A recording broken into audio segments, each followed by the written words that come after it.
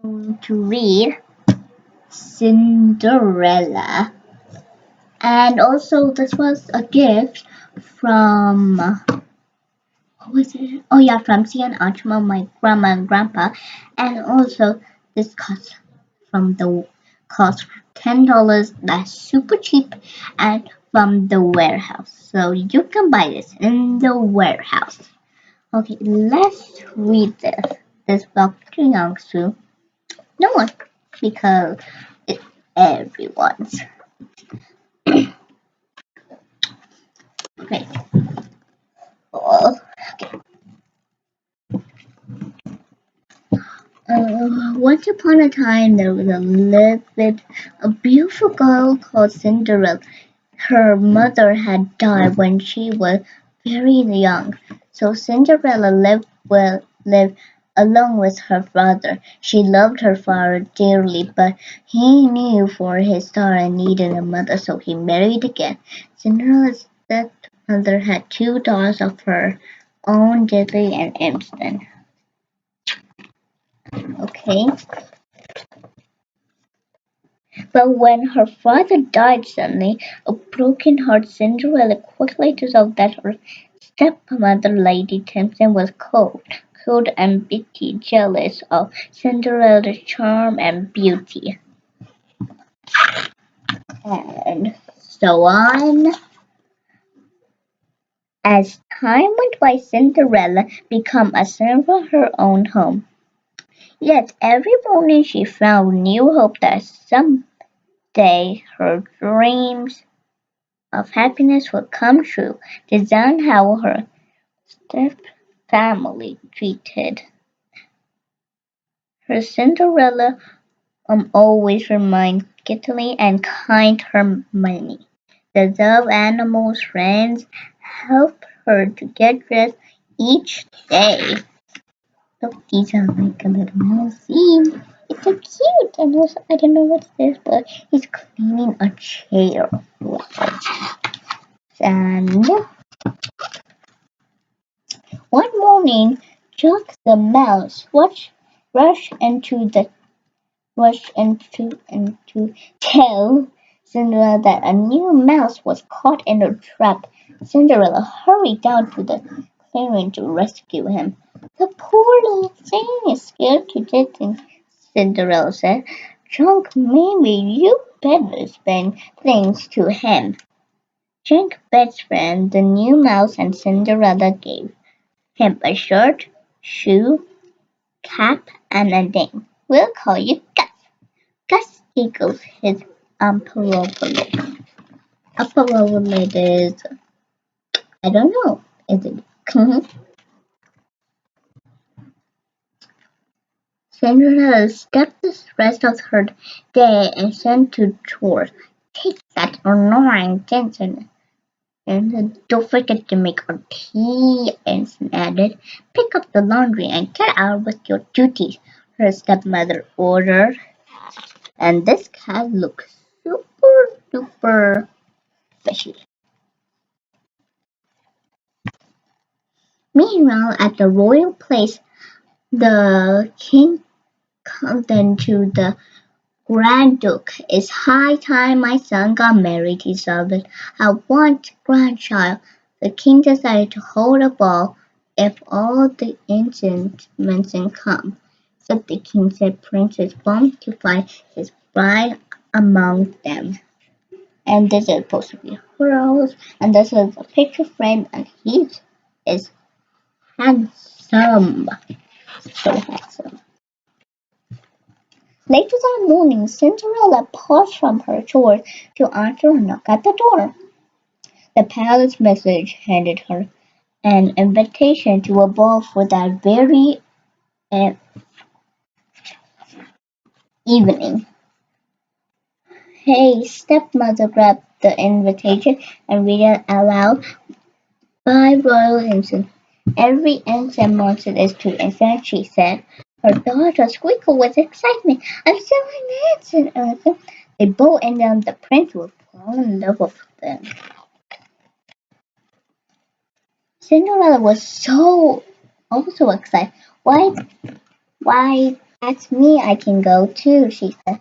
The stepsister laughed. Every young mention is supposed to add, said Cinderella.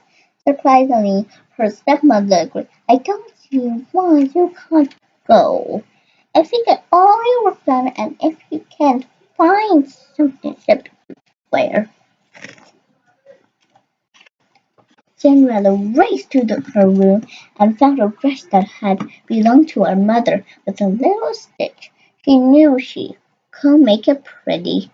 As Cinderella worked on the dress, her stepmother and stepsister called for her and gave her a long list of chores to do. Meanwhile, the mice and the birds within some strange and beasts that the stepsister had thrown away. With some clever stitch and folding, they turned Cinderella's slip dress into a friendly pound. Cinderella finally finished her chore and went up to her room. She was so sad when she saw how late it as she had no time to mend her dress before the ball. She gazed out of the window in the distance. She could just make out the long line of carriage arrive at the house at the ball.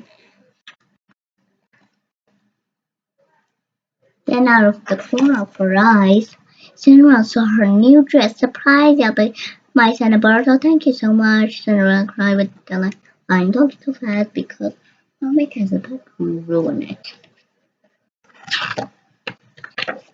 When the children saw Cinderella was so beautiful in their old statue frames, they flew into just a race. They ripped Cinderella's dress, pulled up the sash, and yanking the beans while Lady Tempter just stood and watched it.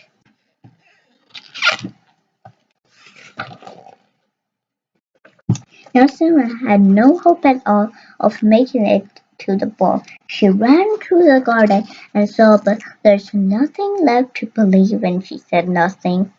But just then a born present appeared beside her. It was Cinderella's fairy godmother. Dry those tears, she told Cinderella. You can't go to the ball looking like that. But I'm not going, said Cinderella. Of course you are, replied the fairy godmother. The fairy godmother waved her magic wand over the pumpkin and a real carriage appeared. Oh, it's so beautiful, said Cinderella. Then the fairy godmother turned and Gus and two other mice into four beautiful white horses. They changed mounted the horse into the couch delivered and bounced the dog into his footman. A footman. Look at those four mouses. They look so surprised. If you can't see, just I'm gonna put a little. See the yellow one, green, and the blue and the red. Yeah, like those. The fairy godmother waved her wand again and said, "Bippity boppity boo." With that, she turned Cinderella's torn dress into a beautiful gown. Then a pair of dancing glass slippers appeared on Cinderella's feet. On the stroke of the midnight, the spell will be broken, the fairy godmother warned, and everything will be as before. Cinderella raced to the places in her magical carriage, and friends carried her fast as they possibly could. Every man at the ball came forward and turned to meet the prince. Instant Ashton jumped the sister just before the prince, but he was not looking at them. He had noticed Cinderella standing behind them. And Cinderella looks really not like where's the prince, but the prince is a beautiful girl. So pretty. The prince hurried over to Cinderella's dress to meet the most beautiful girl he had ever seen. They talked for a while, and then the prince led Cinderella into the ballroom.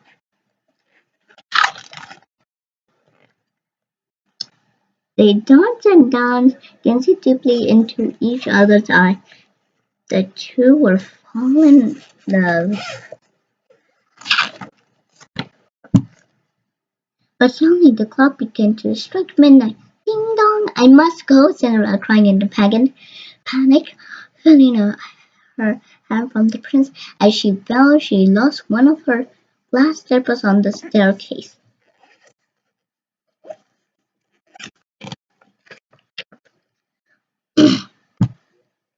Cinderella jumped into her walking carriage. They were all so dancing from the place when the clock finished striking. Everyone and everything turned back to normal, but Cinderella still had one glass slipper.